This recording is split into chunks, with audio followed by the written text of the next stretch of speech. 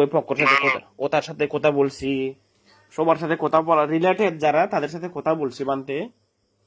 তো বলার পরে একটা কিছু ফাইন্ড আউট করেছি আর কি বানতে। তো এটা আপনার সাথে শেয়ার করা দরকার মনে করতেছি আর কি, কারণ আপনি তো দীর্ঘদিন ধরে এখানে ছিলেন, বনবান্তের রাস্তা খুব প্রিয় বানতে ছিলেন একজন। তো আপনার কথা বারবারই সবাই বলে, উভয় পক্ষই আপনার কথা স্মরণ করে আর কি বানতে। তো আপনাকে যদি না পাই তখন তো আমার ইনভেস্টিগেশনটা ফুলফিল হবে না, সেজন্য আপনারা সেটা হলো বানতে।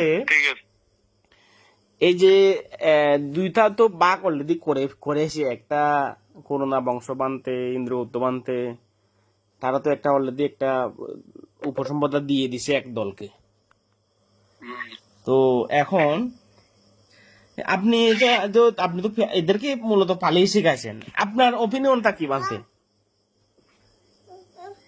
কি মনে হয়? ইতিহাস সম্পর্কে জানে না, ইতিহাস না জানার গুলো আছে আর কি।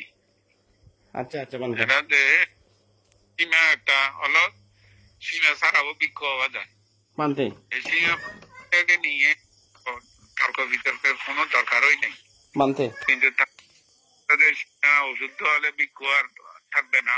হ্যাঁ বানতে। সীমা যখন, সীমা তো অনেক পরে প্রতিষ্ঠা হয়েছে, সীমা প্রতিষ্ঠার আগে কি বিক্ষোভ হয়নি? বানতে বানতে। তো যেমন এখানে আমাদের সীমা নাই, এখানে আমরা বিক্ষোভ করি না, বানতে বানতে।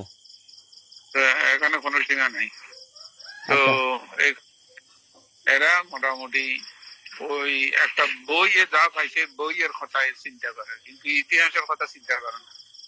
বইতে যা লিখে আছে 100 বছর, 200 বছর, 1000 বছর ওইটাই থাকে। ইতিহাস তো যুগে যুগে পরিবর্তন হয়। তো বুদ্ধের ধর্মের ইতিহাসটা ভালো করে বুঝলে এই সামান্য এগুলোকে করে দেখার কোনো দরকার নেই। সর্বসাথে সঙ্গে রাখো, তাহলে সুখ বলেছেন বুদ্ধ। সীমার সাথে নির্বাণের লোভদের মোহ এর কোনো সম্পর্ক নাই। সীমা অশুদ্ধ হলে ও ভিক্ষু থাকতে পারবে না। ভিক্ষু মানে তো সংঘ সদস্য আর কি, একটা সমিতির সদস্য। থাকতে পারবে না পারবে তার তো অনেক ক্লজ আছে। এইভাবে খাবার গণ প্রবৃত্তির ত্যাগ, উপসম্পদার ত্যাগ তো ঠিক হয়নি। এখনো একজন ভিক্ষু এমনকি ফারাজিকে গ্রস্ত হলেও ও ততক্ষণ পর্যন্ত নিজে বিশ্বাস করবে না যে আমি ফারাজিকে হয়েছি, ততক্ষণ পর্যন্ত সঙ্গ ওর খাপ ত্যাগ করাতে পারে। ও যদি বিশ্বাস করে যে হ্যাঁ, আর যদি ও জেনে শুনে যদি না বলে আমি ফারাজিকে, তাহলে তার স্বর্গ নরক তার সাথে, সঙ্গের অন্য সদস্যকে এটা স্পর্শ করে না। তো ওই ধরনের দুঃশীল ভিক্ষু নয়, বুদ্ধের সময়ও ছিল সঙ্গের মধ্যে, এখনো আছে, যুগে যুগে। না হলে 60,000-কে পরীক্ষা করে বহিষ্কার করলো কেন? যুগে যুগে থাকে, কিন্তু ইতিহাস জানলে এগুলোর সঠিক সিদ্ধান্ত নেওয়া যায়। এরা তো সাবধানটা করতেছে বলার কিছু নেই। আপনার সাথে যোগাযোগ করছি বানতে এই বিষয়টা নিয়ে এমনিতে কেউ তেমন কেউ ওই করুণা বংশ একবার কল দিয়েছিল, বললো যে আমি আপডেট জানাবো, কিন্তু দেখা গেল আর যোগাযোগ নেই।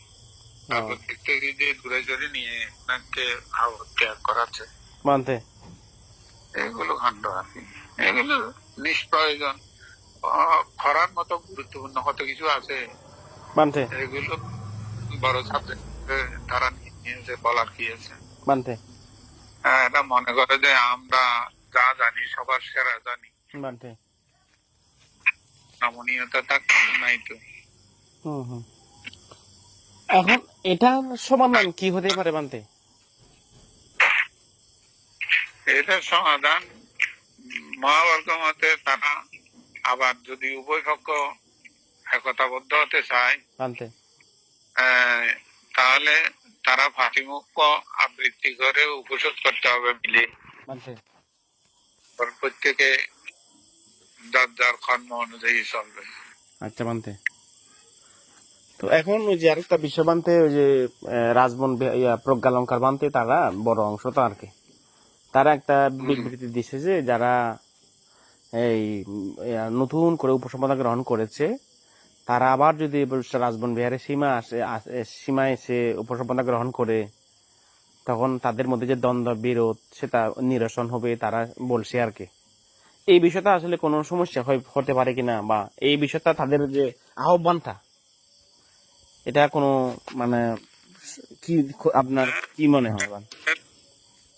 ঠিক আছে তো, কারণ এটা না হলে তো এরা বলবে যে বনবিহারের সীমা অশুদ্ধ রয়ে গেছে।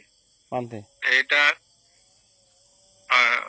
শুদ্ধ অশুদ্ধ যখন যারা বিক্ষোভ হচ্ছে তারা তো তখন বনবান্তেও বলেননি যে এটা অশুদ্ধ।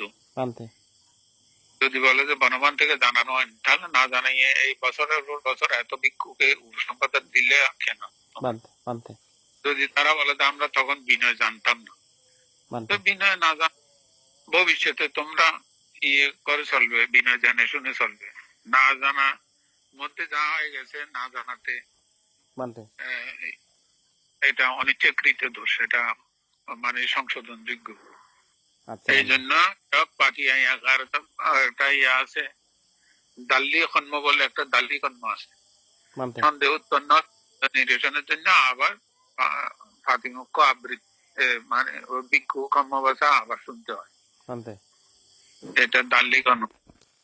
তখন ওয়া নিয়ে এখনো গন্ডগোল হয় না, ওয়া যার যেমন আছে ওই ধরনের। আচ্ছা আচ্ছা। তো আমি যেটা পাইলাম বানতে, আমি যেটা ইনভেস্টিগেশন করে যেটা পাইছি আর কি বানতে, সেটা হলো করুণা বংশ বানতে একটা লিভলেট তারা বুকলেট একটা ছাপছে আর কি, 17 পৃষ্ঠার বুকলেট। আরে বাবা, ওই ধরনের বই লেখা যায়, ওই ধরনের অর্থকথা টেক্সট এগুলো সবগুলো কাটাকাটি করে অনেক বই লেখা যায়। বই লেখা বাস্তব সমস্যা এক নয়। বাস্তব সমস্যা হলো বর্তমানে হয়তো সংঘের মধ্যে একটা বিভাজনের জন্ম দেওয়া।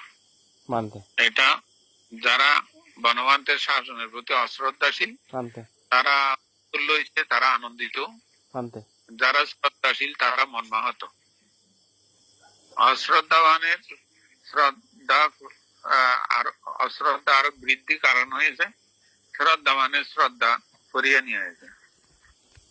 এটা এই ক্ষতি করেছে এরা বুদ্ধ শাসনের। বন বিহারের যে আহ্বানটা এটাই এটাই ঠিক আছে বলা যাবে আর কি বানতে, ওইটাই ঠিক আছে। তারা ওই সীমাকে নিয়ে কেউ আর বিতর্ক অবসান করতে গেলে ওইখানে আবার উপরম ওই পাটিয়া করলে যার যার ও তার বরাবর থাকবে। তো যে আরো নতুন করে পাবনা নাই, নতুন বিক্ষোভ আর কোনো দরকার নেই। ও তো নতুন করে যে বিক্ষোভ হয়েছে ওই আগুলো কি চলে যাবে নাকি বানতে?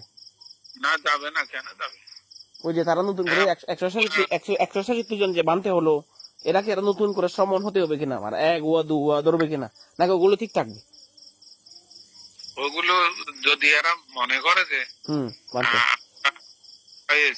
আবার নতুন করে, ঠিক আছে, অসুবিধা নাই, এটা তা থাকতে পারে। আর যদি বলে যে না আমি বিভ্রান্ত হয়েছি, এটা আমার ইচ্ছাকৃত নয়, তারা আমার শুদ্ধ হবে বলেছিল, এই জন্য তাদের উপর বিশ্বাস করে আমি হয়েছি, এটা আমার উৎপন্ন হয়েছে, এখন আমি আবার ওই দাল্লি কর্ম করবো।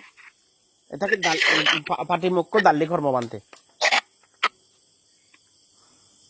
করলে ও আগের বর্ষা ফিরে পাবে। তো যারা এই নেতৃত্ব দিছে বানতে তাদের কি হবে? তারাও ভুল করছে, রিয়েলাইজ ভুল স্বীকার করে। আচ্ছা বানতে করবে, অসুবিধা নেই, ভুল তো সবার হয় বানতে,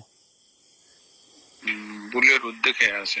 ঠিক আছে, বুদ্ধ নির্ভুল ছিলেন, কিন্তু বুদ্ধের ভুল তো লোকের অভাব ছিল না। ঠিক আছে বানতে, ঠিক আছে বানতে। আমি অনেকদিন ধরে আপনার খুব ভালো লাগলো বানতে, বাংলাদেশে আসবেন নি বানতে এই বছর বা কোনো সময় আসার? আসবো আসবো। আচ্ছা আচ্ছা বান্ধে আপনার খুব ইয়ে ছিল আর কি, আমরা আপনার খুব ফেল করে অনেকই মানুষ আপনার কথা বলে, তো হচ্ছে খুঁজতে খুঁজতে পাইলাম বান্ধে আপনাকে। বান্ধে এটা আমার বান্ধে, আমার নাম থেকে সেভ করে রাখবেন একটু বান্ধে। আমি নাম কি? আমার হচ্ছে বান্ধে হিমেল, আমার নাম বান্ধে হিমেল চাকমা। আচ্ছা, ঠিক আছে। ঠিক আছে বান্ধে, বন্দনা বান্ধে।